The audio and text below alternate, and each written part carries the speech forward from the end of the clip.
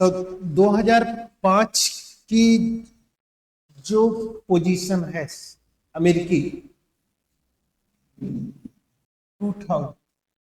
2000 civil nuclear deal, ठीक है।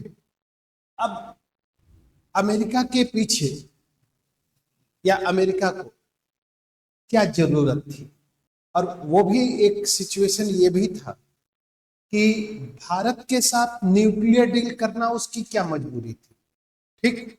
क्योंकि अगर देखा जाए तो 1990 इकोनॉमिकल क्राइसिस, क्लियर, एक सिचुएशन ये है।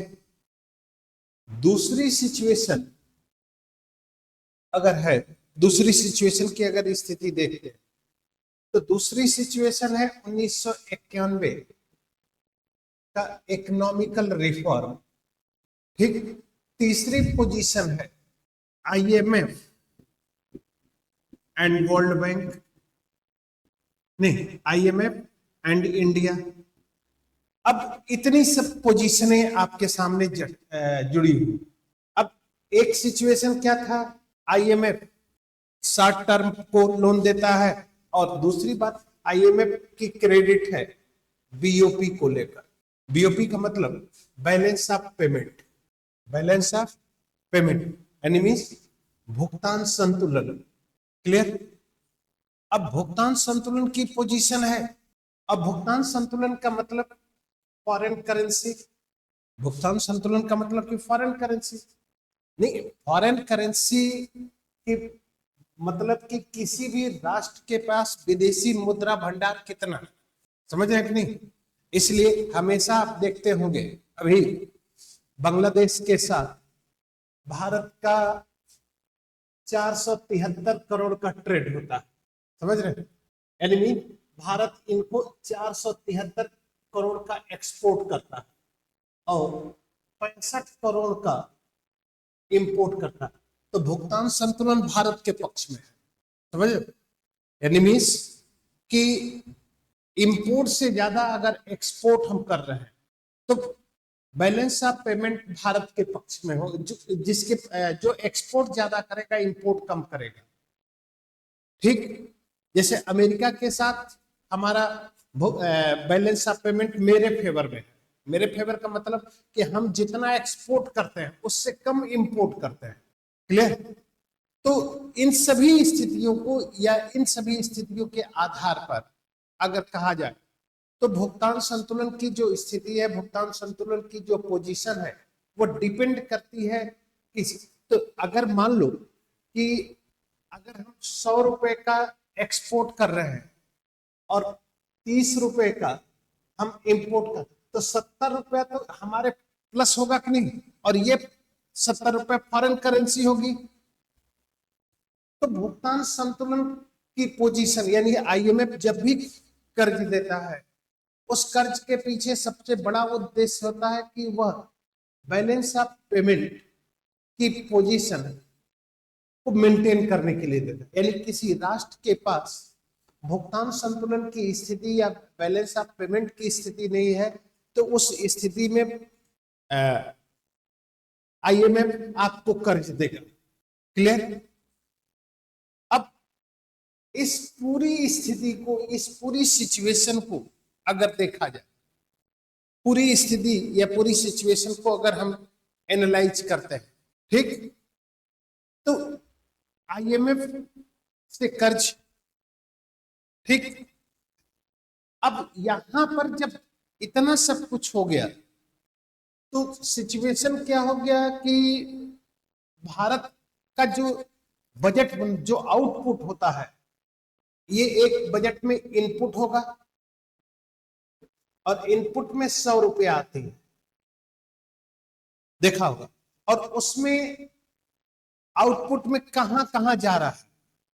तो यहां पर अगर आप देखोगे तो लगभग 22 पैसा या 24 पैसा भारत सरकार इंटरेस्ट में दे रही है, भारत सरकार इंटरेस्ट में दे रही है। 22 पैसा या 24 पैसा, यानी 100 रुपए में 22 पैसा या 24 पैसा हम इंटरेस्ट में दे रहे हैं। तो एक्चुअल पैसा भारत के पास क्या है? 78 to 76 पैसा है। ठीक, अब अगर बजट की पोजीशन देखी जाए, बजट की स्थिति को देखा जाए, तो बजट की स्थिति क्या है? बजट की स्थिति है कि input minus output, input minus output. Clear? अब इनपुट है 100 रुपया, आउटपुट है 110 रुपया, तो -10 रुपया हो गया। बट एक्चुअल पैसा कितना है हमारे पास? 76 पैसा, और उसके बाद 110 रुपया, तो ये चीजें हो गई लगभग कितना हो गया? 34%। ये हो गया आपका फिजिकल डेफिसिट। ये आपका क्या हो गया? फिजिकल डेफिसिट हो गया, मींस कि राजकोषीय घाटा। और राजकोषीय घाटा होता है कुल घाटा, राजकोषीय घाटा होता है कुल घाटा। तो अगर कुल घाटा हो रहा है, कुल घाटा की कुल, तो यहां पर इस क्राइसिस से निकलने का मतलब, अब सोच लीजिएगा, क्राइसिस से निकलने की जो स्थिति है वह स्थिति क्या है कि इकोनॉमिकल क्राइसिस हो रही है, आईएमएफ से हम कर्ज भी ले रहे हैं, आईएमएफ से कर्ज लेने के बाद भी हमको गोल्ड को 450 टन गोल्ड गिरवी रखना पड़ा। इसका मतलब आप अनुमान लगा सकते हैं कि आपके ऊपर कितना बड़ा इकोनॉमिकल क्राइसिस चल रहा है। समझ रहे हैं कि नहीं? मीन्स कि आप कितना इकोनॉमिकल क्राइसिस में हैं। ठीक, अब इकोनॉमिकल क्राइसिस बढ़ रही है भारत, इसलिए पूरा, लेकिन जब 1991 में लिबरलाइजेशन की पॉलिसी अडॉप्ट कर ली जाती है, लिबरलाइजेशन, और यहां पर लिबरलाइजेशन के अंतर्गत इन्वेस्टमेंट एंड डिसइन्वेस्टमेंट, निवेश और विनिवेश दोनों को बढ़ावा दिया जाता है। मीन्स भारत विदेशी करेंसियों का भारत में निवेश किया जाए, और विदेशी करेंसियों का भारत में अगर निवेश किया जा रहा है तो विदेशी करेंसियों की स्थिति भारतीय पोजीशन में निवेश करने की होगी।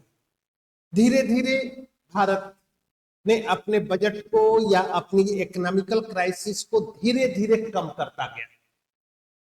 उसमें आपके प्रवासी भारतीयों का भी योगदान है। ठीक, अब उसके बाद मैंने आप लोग को बताया था कि 2001 में 2002 या 2003 में, 2001 या 2003 में अगर पोजीशन अगर आप देखे होंगे तो 2001 या 2003, एक मिनट रुक जा,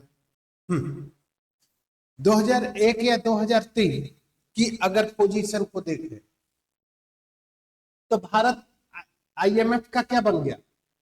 एफटीपी का मेंबर। हाँ, एफटीपी यानी फाइनेंशियल ट्रांजैक्शन प्लान का मेंबर बन गया। और जो ये 24 पैसा था, ये जो भारत 24 पैसा इंटरेस्ट दे रहा था, अब ये घट के 18 से 19 पैसा। ठीक, कहां भारत के पास 76 पैसे थे, अब कहां भारत के पास 81 से 82 पैसे हो गए। समझ रहे हो कि नहीं? यानी आपके पास 76 पैसा है, अब वो बढ़कर 81 या 82 हो गया। तो इससे क्या लगता है, इससे क्या लग रहा है? इससे ये लग रहा है कि भारतीय इकोनॉमी डे बाय डे क्या कर रही है? इंप्रूव कर रही है। ठीक, अब सिचुएशन समझना कि Indian economy day by day या economical position day by day improve कर रहा है। ठीक, डे बाय डे इंप्रूव कर रहा है, और 76 से लेकर 19%, यानी मीन्स 76 की पोजीशन की जगह पर 82। क्लियर? तो अगर 82 पैसा हो गया, 82 पैसे की पोजीशन हो गई, तो भारतीय, अब उधर अमेरिका की पोजीशन क्या है, सब प्राइम क्राइसिस है, सब प्राइम क्राइसिस है। सब प्राइम क्राइसिस का मतलब कि अमेरिका का जो इकोनॉमिकल इंस्टीट्यूशन है, बैंकिंग सेक्टर, वो बैंकिंग सेक्टर क्या हो रहा है, डाउनफॉल में जा रहा है। यानी बैंक उन लोगों को कर्ज दे दी या उन लोगों को कर्ज दे रही है जिनके पास कर्ज चुकाने की क्षमता नहीं। ठीक, सरकार, इसका मतलब कि सरकार का एनपीए बढ़ रहा है, एनपीए बढ़ रहा है। तो जब सरकार का एनपीए बढ़ रहा है, सरकार की पोजीशन एनपीए पे कन्वर्ट हो रही है, बढ़ रही है, इस क्राइसिस से निकलने के लिए अमेरिका सोचता है कि भारत में इन्वेस्टमेंट है, भारत में इन्वेस्टमेंट होने के रीजन अगर देखा जाए तो न्यूक्लियर एनर्जी के कारण जो औद्योगिकरण है, औद्योगिकरण की पोजीशन डे बाय डे मजबूत होती जा रही है। तो अगर औद्योगिकरण की पोजीशन डे बाय डे मजबूत होती जा रही है, तो इस पोजीशन में या इस स्थिति में हमको मिल क्या रहा है, तो अमेरिका सोचता है कि अगर हम भारत के साथ सिविल परमाणु समझौता कर लेते हैं, तो हमारे पास जो पुरानी तकनीक है, एनिमीज 80 और 90 के 10, तब भी बेटर है इंडियन कंडीशन, उससे समझौता कर लेंगे और हम अपने यहाँ बेच देंगे, उसको पैसा मिल जाएगा, वो अपनी क्राइसिस से बाहर निकल सकता है। अमेरिका की सोच ये थी। भारत की सोच क्या थी, इसी परिप्रेक्ष्य में अमेरिकी राष्ट्रपति बुश 2005 में भारत की यात्रा करते हैं और भारत यात्रा के दौरान वे भारत की पोजीशन या भारत की स्थिति के साथ न्यूक्लियर डील करने का समझौता करते हैं और न्यूक्लियर डील करने की जो पोजीशन है वो भारत और अमेरिका के बीच बन जाती है, क्योंकि शुरुआत में भारत अमेरिका के साथ जिस शर्त पर अमेरिका शुरुआत में अपने न्यूक्लियर डील की बात कर रहा था कि हम आपको परमाणु तकनीक और परमाणु ईंधन यानी यूरेनियम दिलाएंगे, बदले में आपको अपने सभी परमाणु रिएक्टरों को अंतरराष्ट्रीय परमाणु ऊर्जा आयोग की निगरानी में रखना होगा। तो इस स्थिति में या इस सिचुएशन में अगर हम अंतरराष्ट्रीय परमाणु ऊर्जा आयोग की निगरानी में रख रहे हैं तो पोजीशन क्लियर हो जाएगी। अंतरराष्ट्रीय परमाणु ऊर्जा आयोग की निगरानी में एनिमीज की भारत ने कहा कि हमें यह समझौता नहीं करना कि पूरा का पूरा, यानी अगर हम अंतरराष्ट्रीय परमाणु ऊर्जा आयोग की निगरानी में अपने सभी 2200 रिएक्टर को रख देंगे तो हमारा सामरिक इंपैक्ट प्रभावित हो जाएगा, स्ट्रेटेजिकल चीजें प्रभावित हो जाएगी। अब इस स्थिति में, इस सिचुएशन में भारत की सोच ये थी, इसलिए भारत ने कहा कि हमें वह समझौता नहीं करना है जिसमें हम अपनी संप्रभुता को गिरवी रखते, हम अपनी यानी किसी क्या देते। अमेरिकी विदेश मंत्री कोलिडा राइस जाती हैं और जब जाती हैं तो कहती हैं कि हमें उस पोजीशन की स्थिति में या उस सिचुएशन में भारत समझौता करने के लिए तैयार नहीं है। और जब भारत समझौता करने के लिए तैयार नहीं है तो रिजल्ट क्या निकलता है, पोजीशन क्या क्लियर होती है। उस पोजीशन की क्लियरिटी को लेकर या उस पोजीशन की स्थिति को लेकर अगर कहा जाए तो यह चीज साफ हो जाती है कि भारत अपनी स्थिति को स्पष्ट कर दिया। अब अमेरिकी राष्ट्रपति बुश राइट से कहते हैं कि अब ये भारत के साथ समझौता किसी भी स्तर, तो जो समझौता होता है वो 60-40 पर होता है। ठीक, अब दूसरी शर्त क्या है कि अगर समझौता 50-50% पर होता तो उसका रिजल्ट क्या होता कि भारत की जो पोजीशन है अमेरिका की पैरेलल आ जाती। अमेरिका कभी भी एक्सेप्ट करेगा कि कोई भी राष्ट्र उसके बराबर आ जाए, इसलिए अमेरिका का भी स्वाभिमान है। दूसरी बात कि अगर 100% कर दिया तो भारत की पोजीशन एकदम डाउनफॉल में चली जाएगी, इसलिए भारत ने कहा कि हम ऐसा तो नहीं करेंगे, इसलिए समझौता 60-40 पर होगा। समझो, यानी मीन्स कि 22 न्यूक्लियर रिएक्टर का 60% हम अंतरराष्ट्रीय परमाणु ऊर्जा आयोग की निगरानी में रखेंगे, 40% हम नहीं रखेंगे। यानी मीन्स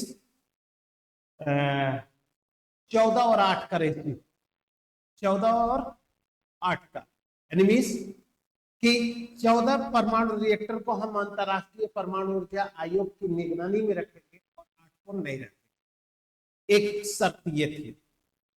दूसरी शर्त ये थी कि किन परमाणु रिएक्टरों को हम अंतरराष्ट्रीय परमाणु ऊर्जा आयोग की निगरानी में रखेंगे, ये भारत का अपना अधिकार होगा।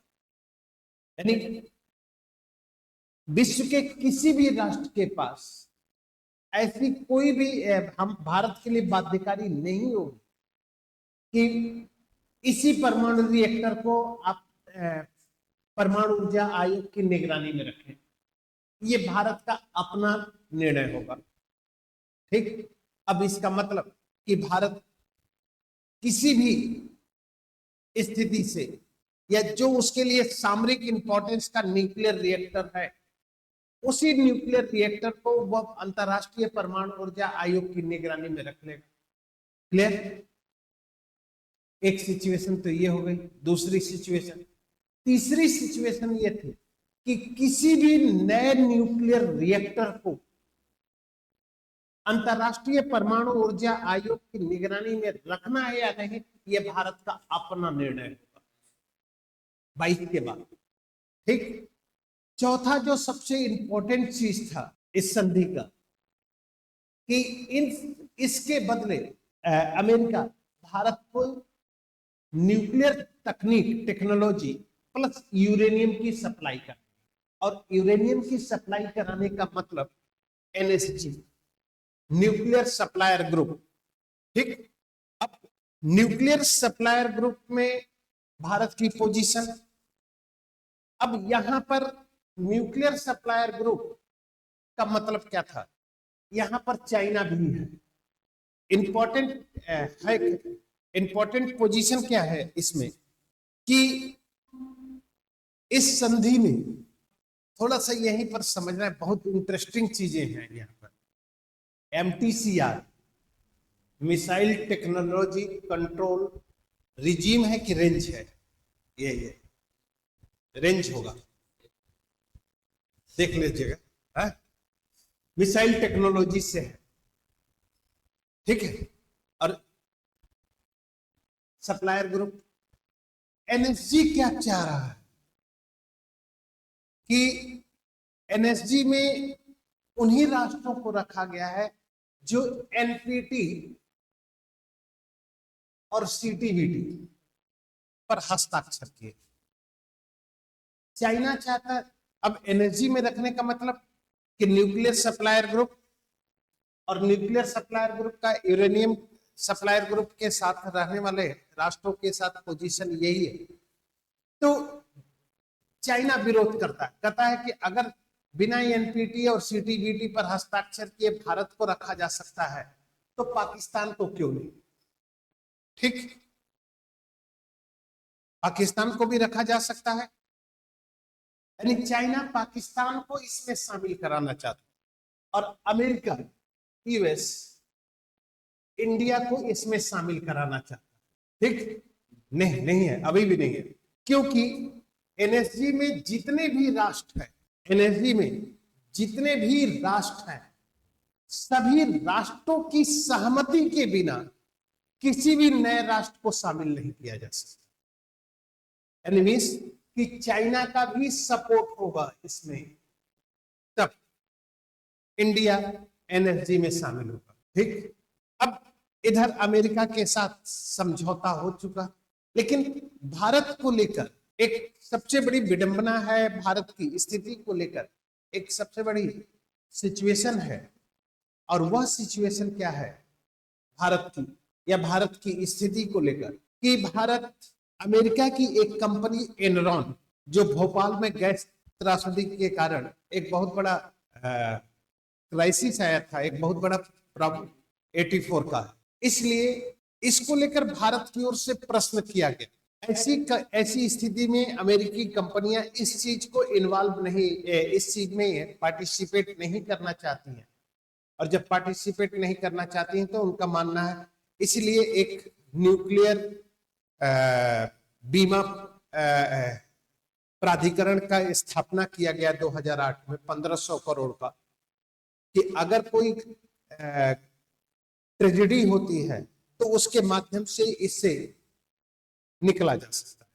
अब ये कंडीशन 2005 की पोजीशन या 2005 की अगर ट्रीटी को एनालाइज किया जाए तो अमेरिका को क्या मिला, भारत को क्या मिला, सवाल तो ये भी है। ठीक, भारत को बहुत कुछ मिला, यानी 2005 के समझौते से भारत को बहुत कुछ प्राप्त हो गया, और इस प्राप्ति का जो सबसे बड़ा रीजन है या इस प्राप्ति का जो सबसे बड़ा सिचुएशन है वह यह है कि अमेरिका की दृष्टि ने या अमेरिका इनडायरेक्टली भारत के परमाणु कार्यक्रम को एक्सेप्ट कर लिया। डायरेक्टली नहीं, इनडायरेक्टली। अब अमेरिका के परमाणु कार्यक्रम या अमेरिका द्वारा भारत के परमाणु कार्यक्रम को एक्सेप्ट करने के बाद, या अमेरिका ने जब भारत के परमाणु कार्यक्रम को एक्सेप्ट कर लिया तो विश्व के अनेक देश भारत के परमाणु कार्यक्रम को एक्सेप्ट कर लिए। Japan, Australia, France, Britain, Canada, और कनाडा और ऑस्ट्रेलिया विश्व के सबसे ज्यादा न्यूक्लियर सप्लायर ग्रुप, कनाडा और ऑस्ट्रेलिया। यानी मीन्स कि 16% ऑस्ट्रेलिया है, कि 16% कनाडा है, और 18% भारत की पोजीशन क्या है कि भारत में यूरेनियम बहुत कम मात्रा में मिलता है।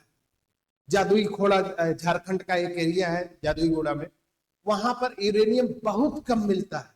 भारत के पास थोरियम का विशाल भंडार है, थोरियम का, और थोरियम से यूरेनियम के जगह पर थोरियम का यूज करने के लिए भारत को अपनी टेक्नोलॉजी को डेवलप करने में कम से कम 10 साल लगेंगे। तो ऐसी स्थिति में क्या भारत 10 साल तक इंतजार करे कि हम थोरियम की टेक्नोलॉजी को यूज करें तब जाके एनर्जी, इसलिए भारत ने समझौता कर लिया। तो एक पोजीशन ये है कि अमेरिका की दृष्टि में इंडिया एक न्यूक्लियर पावर राष्ट्र। ठीक, अब अमेरिका, या ये कह सकते हैं कि अमेरिका ने भारत के परमाणु कार्यक्रम को रिकॉग्नाइज कर मान्यता दे दी, और अमेरिका के मान्यता देने का इंपैक्ट पड़ा कि विश्व के अनेक राष्ट्र भारत के साथ परमाणु समझौता करने लगे। यानी मीन्स फ्रांस भी किया, रूस भी किया, ऑस्ट्रेलिया भी किया, ब्रिटेन भी किए, जर्मनी भी करने लगा, आपका कनाडा भी करने लगे, ये सब राष्ट्र कर। तो भारत की एक सबसे बड़ी अचीवमेंट थी 2005 का परमाणु समझौता। अब अमेरिका की जो सबसे बड़ी पोजीशन थी कि अमेरिका इस संधि के माध्यम से अपनी पुरानी तकनीक यानी 80 और 90 के दशक के न्यूक्लियर टेक्नोलॉजी को भारत को बेच देगा, जिसके कारण उसे जो पैसे मिलेंगे उस पैसे से वह अपनी इकोनॉमिकल क्राइसिस से क्या करेगा, बाहर निकल जाएगा, एक उसको फायदा होगा। लेकिन अमेरिका के लिए सबसे बड़ी चुनौती थी कि अमेरिकी राष्ट्रपति जॉर्ज बुश जो भारत के साथ न्यूक्लियर डील करते हैं, उस न्यूक्लियर डील को वह अमेरिकी संसद में पारित कैसे कराएंगे।